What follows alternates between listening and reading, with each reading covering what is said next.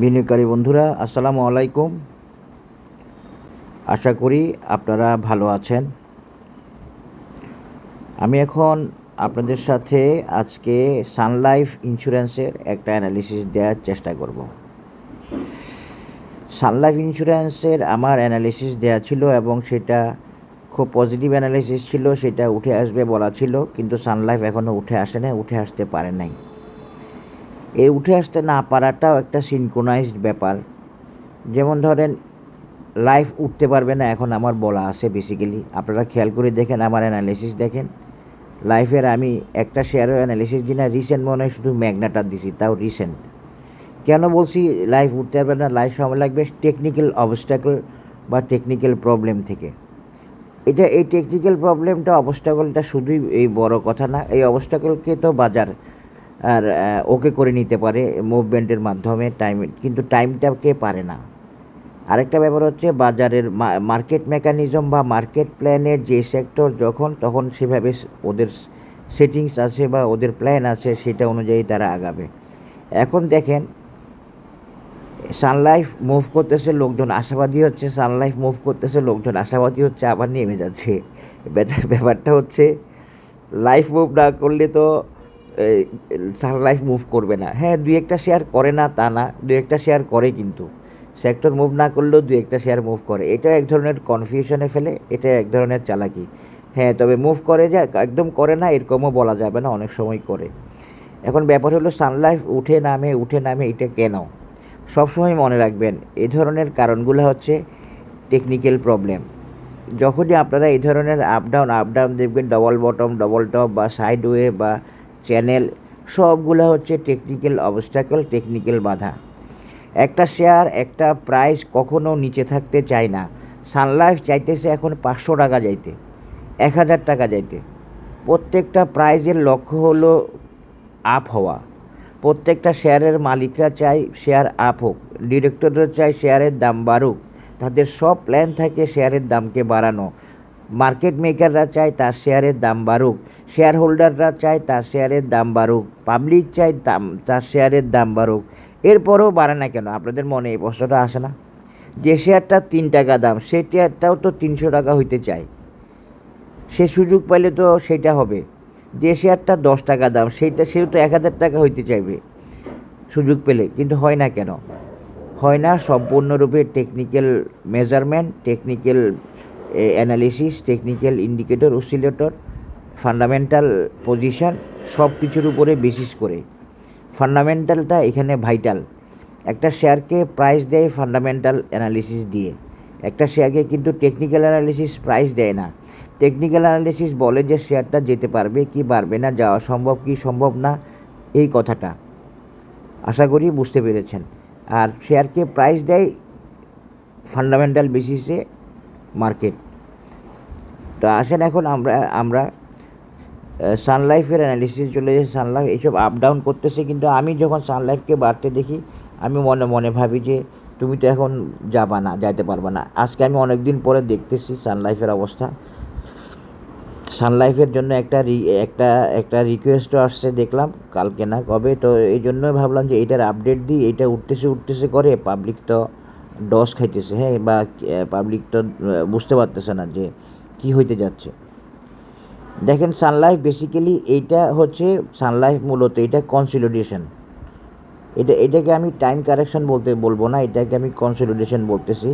এই কনসলিডেশনের কারণে সানলাইফের এই সাইডওয়েটা, এই কনসলিডেশন শেষ হবে তখনই যখন ইন্ডিকেটর অসিলেটর সিগন্যাল দিবে বা টাইম এবং প্রাইস কনসলিডেট হয়ে যাবে উইথ মুভিং অ্যাভারেজ। তো এই জিনিসগুলো যারা বুঝবেন তারা টেকনিক্যাল অ্যানালিসিসে কিং হয়ে যেতে পারবেন ইনশাল্লাহ। তা আমার একটা কোর্স চলতেছে, অনেক মেম্বার আল্লাহর রহমতে রেসপন্স করছে। আপনারা যারা টেকনিক্যাল অ্যানালিসিসের ভিতরে ঢুকতে চান এবং টেকনিক্যাল অ্যানালিসিসের মাধ্যমে সাফল্য পেতে চান, ক্লিন সাফল্য, এবং যাদের খুব আগ্রহ আছে, যাদের সাবজেক্ট ভালো, ব্যাকগ্রাউন্ড ভালো, তারা আমার সাথে যোগাযোগ করবেন। আলহামদুলিল্লাহ এবার অনেক বড় একটা ব্যাচ হয়েছে, আমার ব্যাচটা রানিং আছে। এখন সামনে হয়তো 2 মাসের মধ্যে আরেকটা শুরু করব। এটা এটা আপনার সব ধরনের প্রবলেম সলিউশন দেওয়ার কোর্স ইনশাল্লাহ। এখন দেখেন সানলাইফ যে এই প্রবলেমটা আসছে বলছি কনসলিডেশন, এটা কখন শেষ হবে? এই কনসলিডেশনটা শুধু কনসলিডেশনই না, এখানে প্রাইস কারেকশানেরও একটা ব্যাপার থাকবে। দেখেন সানলাইফ কিন্তু মুভিং অ্যাভারেজের চেয়ে নিচে নামে নাই, তানকে সিনকো স্পেন বিয়ের নিচে নামে নাই, ক্লাউডের নিচে নামে নাই, ক্লাউডের সাপোর্টে আছে। এখন সানলাইফ এই সাপোর্টটাকে ধরে রাখতে পারে, আর নইলে সানলাইফের আর একটু নিচে আসতে পারে, এই যে এই সাপোর্টে আসতে পারে, 63 টাকা লেভেলের সাপোর্টে আসতে পারে। 63 টাকার লেভেলের সাপোর্টে আসলে কি হবে, সানলাইফের জন্য বেশ ভালো হবে, প্রাইস কারেকশানটাও কনফার্ম হয়ে যাবে এবং কনসলিডেশন শেষ হতে হয়তো একটু সময় লাগবে। তো কনসলিডেশন শেষ না হলে শেয়ার উঠতে পারবে না। আপনারা দেখেন অনেক দিন পরে সমরিতা উঠছে, আমি সমরিতার ব্যাপারে শিওর বলে রাখছি, কেউ আমার আর অ্যানালিসিসে নিয়েও রাখছে আমার গ্রুপ মেম্বাররা, কিন্তু তারা ধৈর্য হারা হয়ে যাওয়ার লেভেলে এসে সমরিতা বুম হয়ে গেছে এবং টার্গেটে গেছে গা। ঠিক সেরকম আরও কিছু শেয়ার কনসলিডেশনে আছে, তারা ওইটা শেষ না করলে ওরা উঠতে পারবে না। আসলে বেসিক্যালি সানলাইফও এখন সেইটা, সানলাইফ শুধু কনসলিডেশন না, প্রাইস কারেকশানের একটা ব্যাপার আছে এবং সেটা এখানে আসতে হতে পারে, আর এখানে আসতে না হয়েও চাইলে সানলাইফ এখান থেকে শেষ করতে পারে। তবে আমি অপশনটা জানা রাখলাম আর একটু নিচে আসতে পারে। এখানে আসার পর টাইম কারেকশান শেষ হলে, তখন কনসলিডেশন শেষ হলে, টাইম কারেকশান না, কনসলিডেশন শেষ হলে সানলাইফ উঠে আসবে এবং সেটা বেশি সময় নেবে না। এখানে যে আসবে এমন কনফার্ম বলতেছি না, এখানে আসলে ভালো হবে। এই নিচে 63 এখানেও একটা সাপোর্টে আছে, আমি বলে রাখছি। তো সানলাইফ একটা টার্গেট ওরিয়েন্টেড শেয়ার, সানলাইফ একটা road clean share. Road clean কনসলিডেশনের সাথে রোড ক্লিনের খুব বেশি পার্থক্য নাই। কনসলিডেশনটাকে আমি রোড ক্লিনের বাইরে ফেলি। রোড ক্লিন বলতে আমি অন্য টেকনিক্যাল বিষয়গুলো বুঝাই। কনসলিডেশনটা বেসিক্যালি রোড ক্লিন না, কারণ কনসলিডেশন চোখে দেখা যায় না। কনসলিডেশন শেষ হওয়া বা কোন লেভেলে আসে এইটা চোখে দেখা যায় না। এই ডাটা আমার কাছে নাই, আমার কাছে থাকে না। আশা করি আপনারা বুঝতে পেরেছেন। তাহলে এখন দেখেন সে এখনও ইচিমুকুর নিচে আসে নাই, বুলিশনেস হারাইলেও সে সিনকো স্পেন বিয়ের সাপোর্টে আসে, কুমুতে আসে, ক্লাউডের সাপোর্টে আসে। এখান থেকে যদি সে দাঁড়ায় থেকে থাকতে পারে, আর নাহলে একটু নিচে আসলে ভালো হবে, ভালো হতে পারে বলে আমি মনে করতেছি।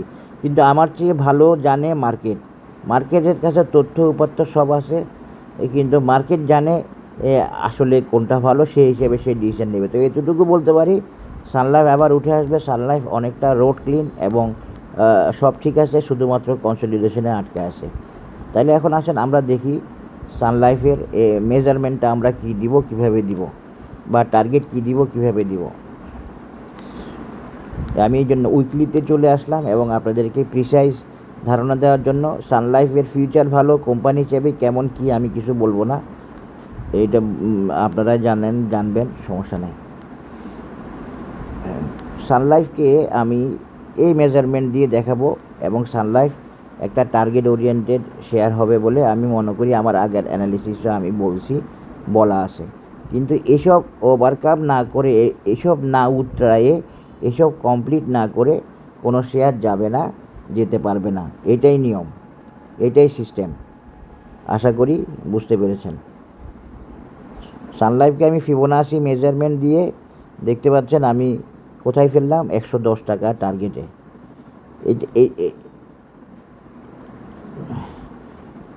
স্মার্ট মানি আছে, আনস্মার্ট মানি আছে, এগুলো আমি বলতে চাই না। হ্যাঁ, আমি যেটা বলতে চাই সেটা হচ্ছে যে স্মার্ট মানি আর কিছুই না, যখন একটা শেয়ার মুভমেন্ট লেভেলে চলে আসে, মুভমেন্ট করার মতো হয়ে যায়, তখন সেই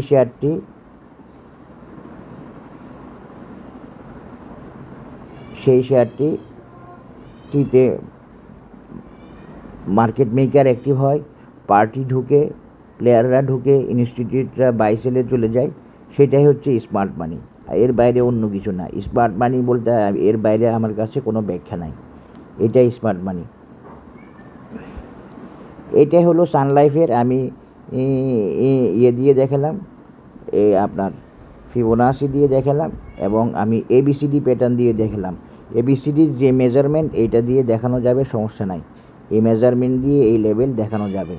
59, এখানে 2041, 2.41 এটা দেখানো যাবে, কোনো সমস্যা নাই। এইটা হচ্ছে সান লাইফের টেকনিক্যাল অ্যানালাইসিস। আশা করি আপনারা বুঝতে পেরেছেন। এই একটা রেজিস্ট্যান্স এখানে, সে রেজিস্ট্যান্স ক্রস করেও গ্রো করতেছে না, কারণ তাকে একটা প্রাইস কারেকশানের ব্যাপার থাকতে পারে 63 টাকায় আসার। আরেকটা হচ্ছে যদি প্রাইস কারেকশানের ব্যাপার থাকতে পারে 63 টাকায় আসার, আরেকটা হচ্ছে কনসলিডেশন শেষ করার। কনসলিডেশন চোখে দেখে বলা যায় না, বলা যাবে না কখন শেষ হয়েছে, আমি আপনাদেরকে এটা বারবার বলছি। তবে আমি বলতে পারি যেটা যতটুকু, সেটা আমার অভিজ্ঞতা থেকে, ইন্ডিকেটর অসিলেটর দেখে। আসমান থেকে তো আর বলা যাবে না, টেকনিক্যাল অ্যানালিসিসের বাইরে কোনো কথা বলা যাবে না। আশা করি বুঝতে পেরেছেন। এটাই সান লাইফের নেক্সট রেজিস্ট্যান্স বা নেক্সট টার্গেট লেভেল। এখানে আরেকটা রেজিস্ট্যান্স আমরা না, ঠিক আছে, এটাই নেক্সট রেজিস্ট্যান্স বা নেক্সট টার্গেট লেভেল। সান লাইফের এবিসিডি প্যাটার্ন দিয়েও দেখালাম, হারমোনিক এবং ফিবোনাসি দিয়েও দেখালাম এই সান লাইফের রেজিস্ট্যান্স বা টার্গেট। আশা করি বুঝতে পেরেছেন। ধন্যবাদ। আসসালামু আলাইকুম। আমি এইটাকে একটু ভুল করছি বলতে এটাকে আমি একটু পিছনে দেখাই, তাহলে প্রপার হবে, নাহলে তো প্রপার হচ্ছে না। এটা হচ্ছে সান লাইফের technical analysis for the period of long term. এটা সান লাইফের লং টার্ম টার্গেট লেভেল। আশা করি বুঝতে পেরেছেন। এরপরে সান লাইফ আর যেতে পারবে কি না এখন আর বলা যাচ্ছে না। সবাই ভালো থাকবেন। ধন্যবাদ। আসসালামু আলাইকুম।